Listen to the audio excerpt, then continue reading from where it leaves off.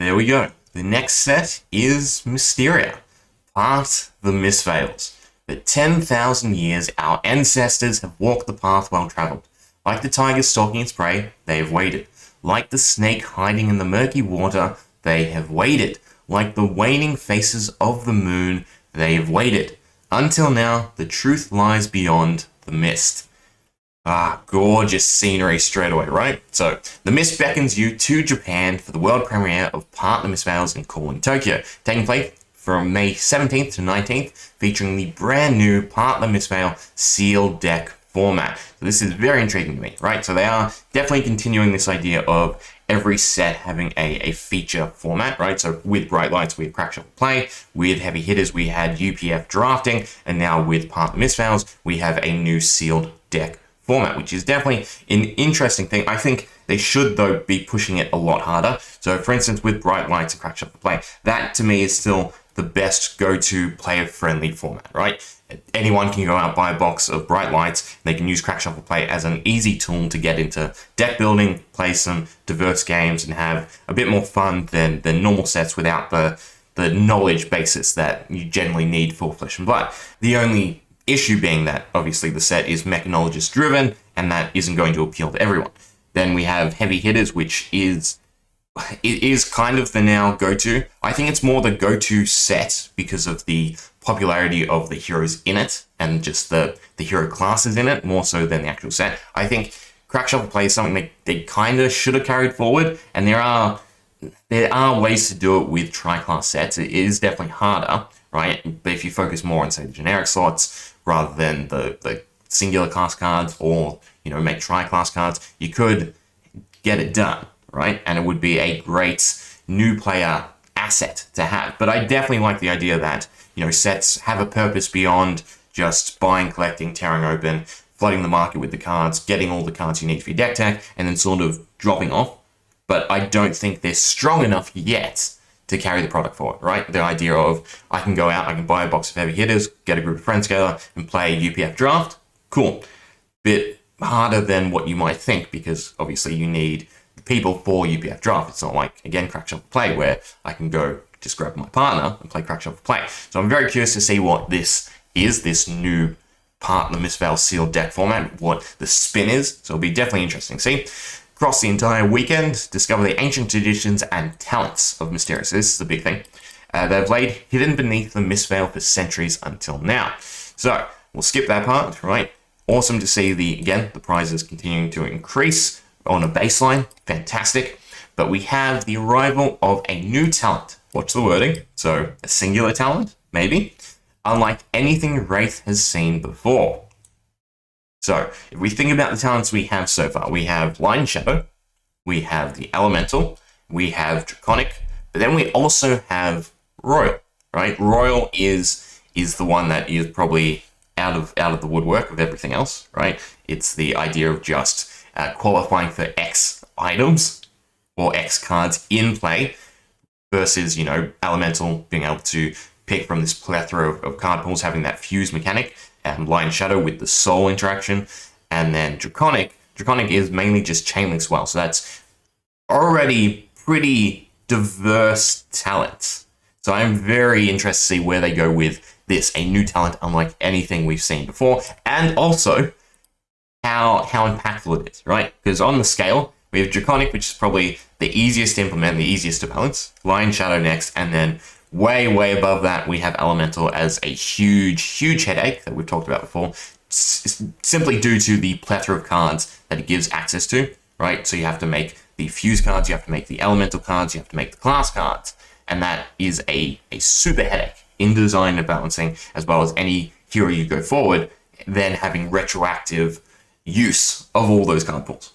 So in the first ever Flesh and Blood set to launch is in Japanese alongside English, French, German, Italian, and Spanish. Cool. So that's fantastic as well, right? So their market has hit unison with everything else. So what was the one just announced? Oh, I'll need to look it up, but obviously maybe next year, because it seems like they are really ramping up production, which is fantastic. These are all wonderful signs. But again, Flesh and Blood is here to stay. But it's not just here to stay, it is here to succeed and dunk on everyone else in both a competitive sense and design sense, art sense, right, is a fantastic game. I may gripe on certain things here and there, but it's still a fantastic game. I'm not going back to Magic. I enjoy Flesh and Blood. I enjoy looking at the flaws, looking at how they can improve, and being blown away by what they actually implement. So welcome TCG fans to Japan to join in on the road to Tokyo with Learn to Play events. Now this though is going to be very interesting to me, because this is a big thing for them to bring up Japanese language. But then to have, again, worldwide events, most likely in English, will be an interesting take if they're going to separate it, because usually, the road events are for that country. So the road events would most likely be in dominantly Japanese to maybe some English, and then we get, nationals, and then we get world, where then you have that crossover. So I'm curious how the event's going to be set up and run, but in that essence, it's also a wonderful thing to see, again, LSS using this game to bridge borders, right? That's fantastic.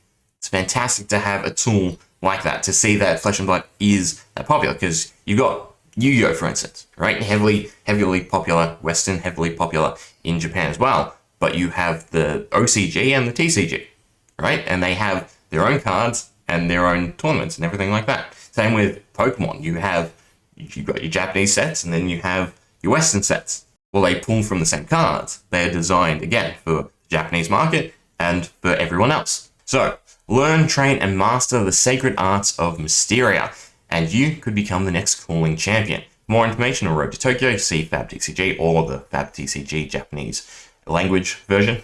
Tickets to the world premiere will go live, so save your dates, book flights, and prepare to venture. I am curious.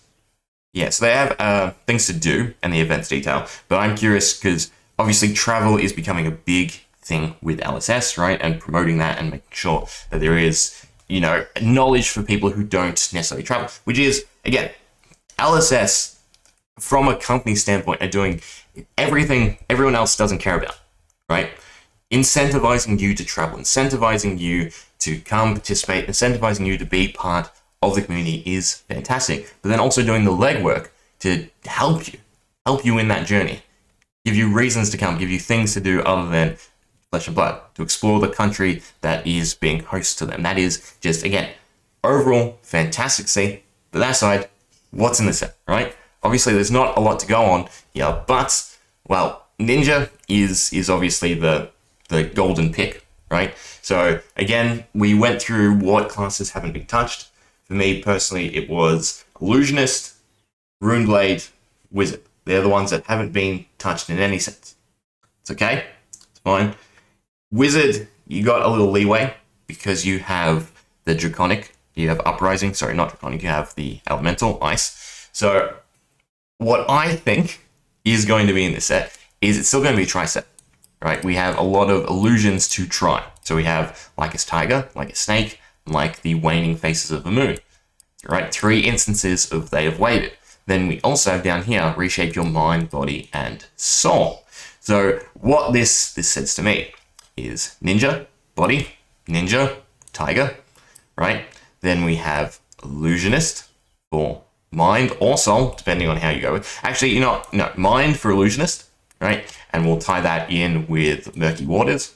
Again, Shrouded, Deception, just illusions. And then the Waning Faces of the Moon, Runeblade. Runeblade, Soul, right? Committing your soul to your arcane magic. And again, with the whole new talent, this can be spun in a huge way, depending on what they actually mean by a new talent, unlike anything Rathe has seen before, whether or not that's just, again, a marketing tactic or it is something with a completely radical design. I would expect at least Illusionist. Runeblade, maybe save for a set with Wizard, but again, with the amount of heroes they're trying to push for this year, I do expect it to be a tri-set. We have the illusions, like I just stated, mind, body, and soul, tiger, snake, and moon. So yeah, that's my golden guess. Ninja, Illusionist, Runeblade. Good work, right? A more tempo-heavy Illusionist and Runeblade could be pretty cool, right? Bring us back to the era of Spectral Shield spam. as Illusionist, but with something new, something more interesting. And yeah, very curious to see what talent is going to be. Right, definitely something to do with Mist. Right, something to do with secrecy. It's gorgeous already. Right, blues. I love blues. So this Tales of Aria, right up my alley. This is definitely going to be a set for me to enjoy. Anyway, let me know what you think. What do you think is coming? If you say Ninja, everyone's saying Ninja. Pick something else. Come on. Think of something interesting to stake on. Anyway, hope you enjoy. See ya.